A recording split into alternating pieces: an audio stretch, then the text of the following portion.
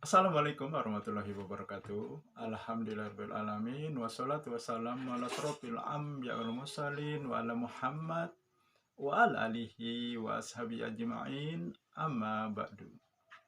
Segala puji bagi Allah yang hingga detik ini rahmat dan nikmatnya kita rasakan, kita gunakan bagi sebesar-besar kemanfaatan hidup kita.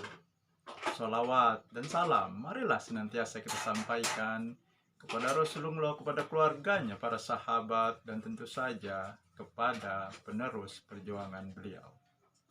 Sobat-sobat, kita bersama lagi di channel saya, channel Endang Jaya Putra, channel dakwah dan pendidikan.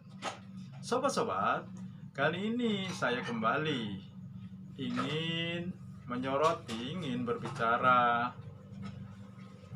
yang berhubungan dengan dunia pendidikan kita.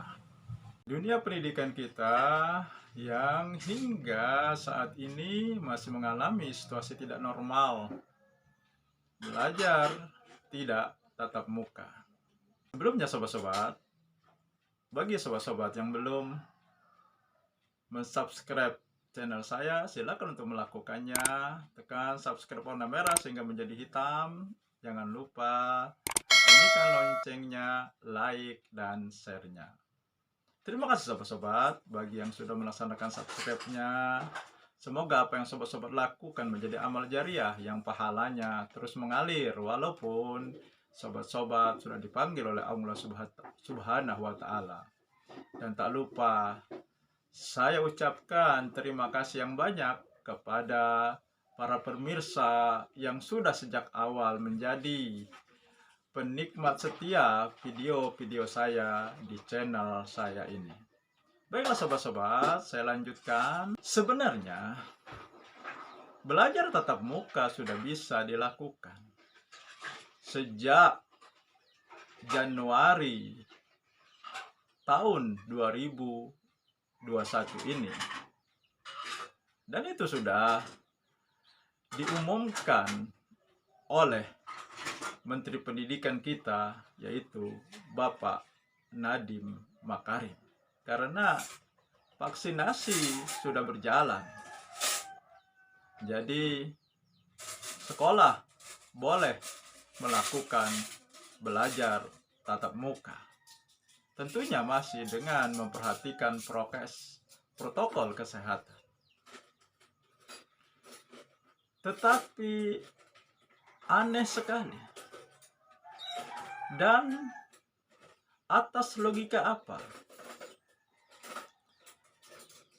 Masih banyak sekolah-sekolah yang enggan melaksanakan belajar tatap muka.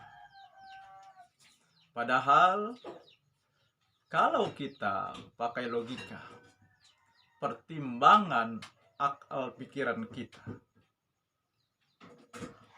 atau kita bandingkan saja antara pasar, resepsi pernikahan, kita bandingkan dengan keadaan sekolah. Di pasar tidak ada prokes.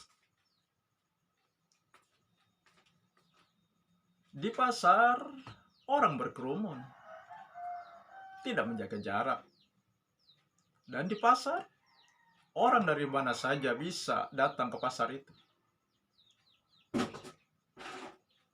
Dan bahkan dari zona merah bisa datang ke pasar itu. Lalu kenapa pasar tidak pernah ada teguran, bahkan ditutup? Banyak orang mengatakan kalau pasar ditutup, kemana kita akan belanja? Untuk belanja, warung-warung dekat rumah ada.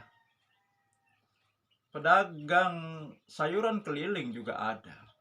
Bahkan kalau mau secara online juga bisa. Sebenarnya alasan itu terlalu naif. Karena masih banyak jalan lain untuk bisa berbelanja. Lalu kenapa sekolah begitu ketat, begitu banyak keberatan ketika akan melakukan belajar tatap muka? Padahal prokes sudah dilaksanakan. Murid-murid akan mudah diatur. Dan orang-orangnya itu-itulah. Muridnya itu-itulah. Gurunya itu-itulah. Mereka setiap hari bertemu. Dan mereka saling mengenal. Sementara pasar tidak saling mengenal. Begitu juga di tempat hajatan. Banyak orang yang tidak saling kenal. Bahkan dari daerah di luar di mana tempat diadakan resepsi itu bisa datang. Kenapa itu dibiarkan? Sementara sekolah begitu sulit. Dan aneh juga, ketika dikabarkan ada orang yang terpapar COVID-19, sasaran yang paling awal dan utama adalah sekolah diperintahkan untuk tidak melaksanakan belajar tatap muka. Padahal bukan di sekolah mereka terpapar. Kenapa sekolah yang menjadi sasaran? Kan tidak masuk akal, tidak masuk logika. Lalu untuk apa sekolah melengkapi alat-alat prokes, melaksanakan prokes, kalau masih belum diizinkan belajar tatap muka? Sampai saat ini tidak ada satupun orang yang terpapar di sekolah. Jadi logika apa yang kita pakai untuk tetap tidak mau melaksanakan belajar tatap muka? Ingat, Menteri Pendidikan kita sudah mengizinkan untuk belajar tatap muka. Tentu saja itu menimbulkan pertanyaan. Ada apa sebenarnya? Apakah hanya karena ingin melindungi anak-anak supaya tidak terpapar? Tapi kalau faktanya di sekolah itu sangat aman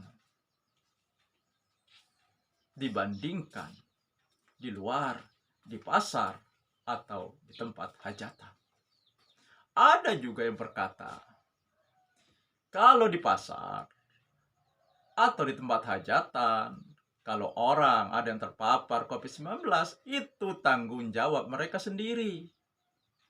Kalau di sekolah, ada siswa sekolah yang terpapar, maka pemerintah yang harus menanggungnya. Bukankah itu tugas pemerintah untuk mensejahterakan rakyatnya? Kenapa harus sayang untuk mengeluarkan biaya? Jadi aneh. Logikanya tidak masuk untuk tetap tidak mau melaksanakan belajar tatap muka. Kesimpulannya, tidak ada satu logika pun yang bisa dijadikan alasan untuk menolak atau tidak mau melaksanakan belajar tatap muka.